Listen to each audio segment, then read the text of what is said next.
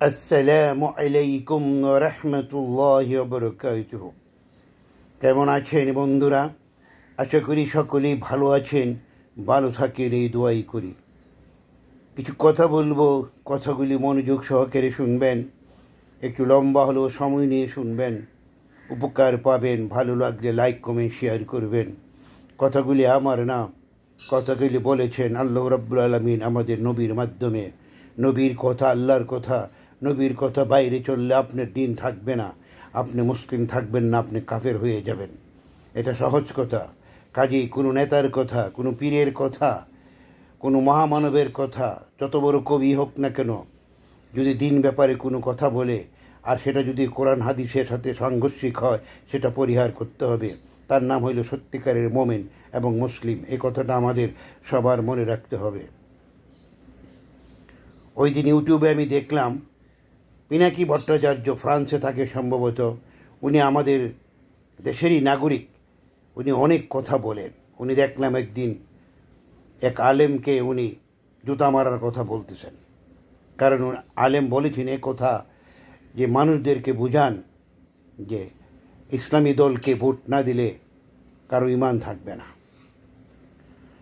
তো আমি পিনাকি ভট্টাচার্যকে বলবো, আপনি ইসলাম সম্বন্ধে কতটুকু জানেন?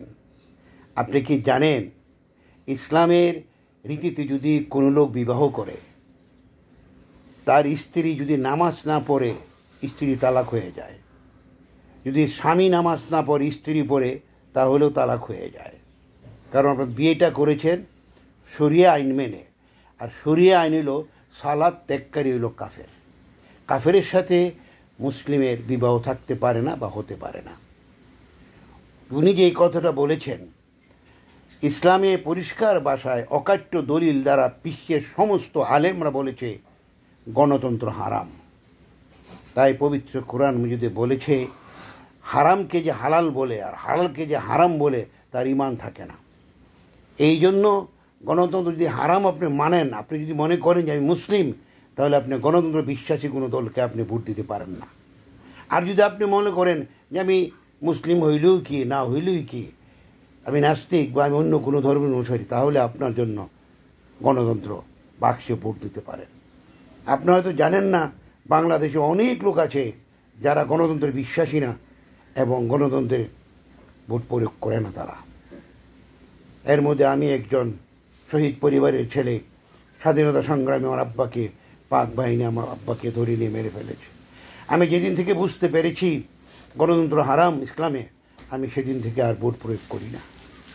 কাজেই ইসলাম মানার আগে জানতে হবে। এই জন্য নবীজি বলেছেন এলেম সবার জন্য ফরজ করা হয়েছে। আগে আমার জানতে হবে, বুঝতে হবে আমি মুসলিম হয়েছি, আমার কোন কোন আইনে আমাকে চলতে হবে। কোরবানি এলে গরু জবাই করে খাওয়ান না, মুসলিম না। মনে রাখবেন, রোজার ঈদ এলে নতুন নতুন কাপড় পরে ভালো ভালো খাবার খাওয়ান না, মুসলিম না। শুক্রবারে শুধু জুম্মার নামাজ পড়ান না, মুসলিম না। মুসলিম হলো ওই ব্যক্তির নাম তার উপরে ফরজ ওয়াজিব সুন্নাহ যা কিছু হয়েছে সব কিছু মেনে চলে তার নাম মুসলিম, তাকেই বলা হয়েছে মুমিন। তাই সবাইকে অনুরোধ করব, আগে ইসলামকে জেনে তারপরে ফতোয়াবাজি করুন। কাজেই আপনি মনে করবেন যা ইচ্ছা তাই বলবেন, একটা সম্মানী ব্যক্তিকে আপনি খারাপ কথা বলবেন, তার নাম কিন্তু ভালো মানুষ না, তাকে আমি বলি জ্ঞান পাপী। সত্যিকারে জ্ঞানী লোকের মুখ দিয়ে অপরকে গালি আসতে পারে না, বন্ধ কথা আসতে পারে না।